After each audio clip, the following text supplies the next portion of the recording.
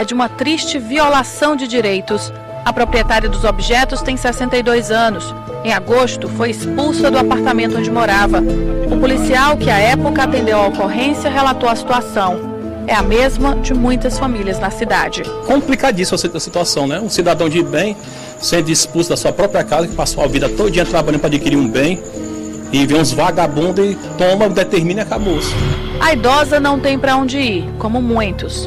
Investiu na casa tudo o que tinha, como muitos. Mais uma vítima de um flagelo que toma conta da cidade, o fenômeno das expulsões. Eu investi todo o meu dinheiro da minha aposentadoria e do meu trabalho para poder reformar esse apartamento todinho, do jeito que eu queria. E agora perdeu. E agora perdi. O efeito psicológico das expulsões é quase tão grave quanto o material. O abalo de perder tudo para o crime organizado. Ameaça que paira muitas vezes sobre essas famílias por estarem marcadas pelas facções. São alguns dos problemas que se unem à falta de um lar. É devastador. Depoimentos se avolumam no Núcleo de Habitação e Moradia da Defensoria Pública, uma das primeiras e principais portas de salvaguarda para as vítimas que o Estado possui. Aqui os debates têm sido constantes no sentido de buscar soluções para esses moradores, envolver os órgãos públicos nas estratégias e provocar a elaboração de políticas públicas específicas. Uma das frentes diz respeito ao encaminhamento para apoio psicológico e social. As pessoas precisam, inclusive, e a gente também tem encaminhado para a área psicológica da própria defensoria ou de outras áreas, atendimento social, porque as pessoas chegam devastadas. Né? Assim, não perde só a casa, perde a dignidade, porque a casa, inclusive, é o ponto de partida de todos os outros direitos. Né? Se você não dormir, se você não tiver um abrigo, qualquer outro direito fica prejudicado. Alguns órgãos municipais que recebem esses encaminhamentos são o Centro de Atenção Psicossocial, CAPES, os Centros de Referência Especializado de Assistência Social, CREAS, e os Centros de Referência de Assistência Social, CRAS. Cada um desses órgãos, em suas competências, tem sido parceiros da Defensoria Pública na problemática.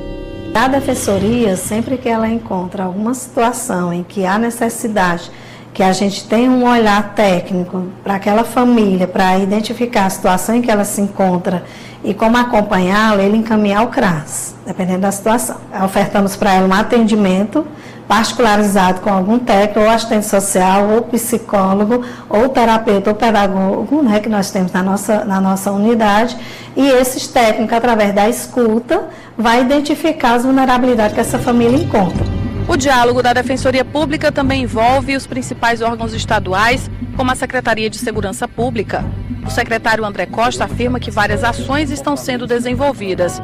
Segundo ele, o trabalho de inteligência e a investigação capitaneada pela Polícia Civil vem priorizando os casos de expulsão.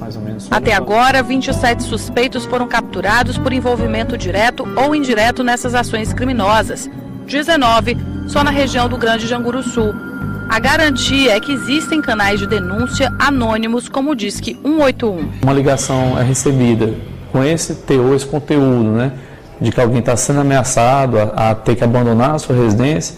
A gente trata isso com maior celeridade. É inaceitável que um criminoso expulse uma família de casa, um sonho que é realizado, né, para muitas dessas famílias, e tão logo a gente toma conhecimento, isso é tratado como prioridade. Outras estratégias são preventivas, como o desenvolvimento de projetos em parceria com o Corpo de Bombeiros para fortalecer os vínculos nas comunidades. Além disso, vem sendo feito um acompanhamento da Secretaria de Segurança na entrega dos novos residenciais do programa Minha Casa Minha Vida, para mapear possíveis infiltrações de facções criminosas. Outra ação é a territorialização da Polícia Militar.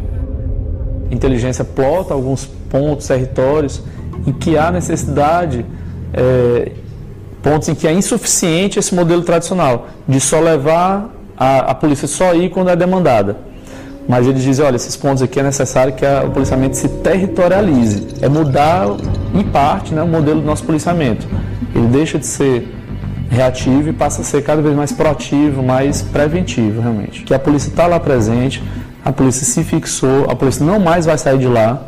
A realocação dessas famílias, principalmente vindas de conjuntos habitacionais, ainda é o principal desafio.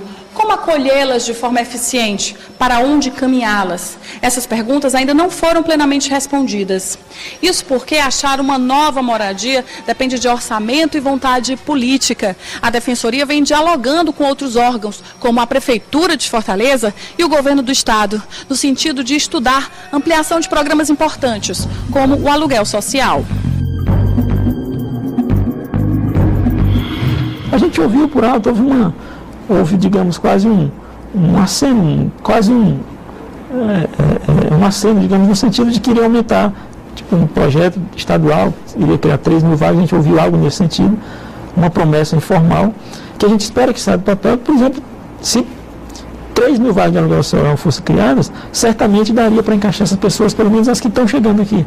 E é possível que outras, a partir daí, viriam também. Ou seja, seria um alívio nesse momento crítico para essas pessoas.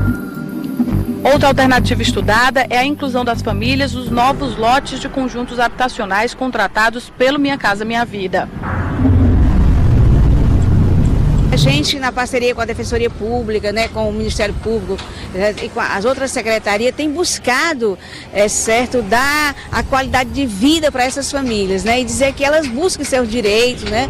Para a Defensora Pública Geral do Estado, Mariana Lobo, todas essas medidas ainda estão aquém da necessidade das famílias. Ainda assim, são frentes fundamentais para que as vítimas percebam que, mesmo com todas as dificuldades, não estão sozinhas. É um trabalho diário. Muitas vezes, você tem razão, muitas vezes a gente se depara com a situação e a gente luta, e a gente se vê assim, e agora o que é que eu faço? Eu não tenho uma política pública, eu não tenho uma possibilidade de solução para esse conflito de imediato, né? E aquela pessoa precisa de uma assistência de imediato. E aí, o que é que a gente naquele primeiro momento dá o baque, né? Será que eu não posso fazer mais nada? E aí, o que nos faz mover, ir à frente e tentar outras soluções e tentar outros diálogos é saber que a Defensoria Pública é a única porta que essa pessoa tem. Que se a instituição que está ali para garantir e lutar com elas, pelos direitos dela, entender que acabou, que não dá mais, é o fim da linha. Nós somos tudo que aquela pessoa tem. E nós somos a instituição de retaguarda dela. A Defensoria Pública é a instituição de retaguarda de 80% dos cearenses que vivem em situação de vulnerabilidade.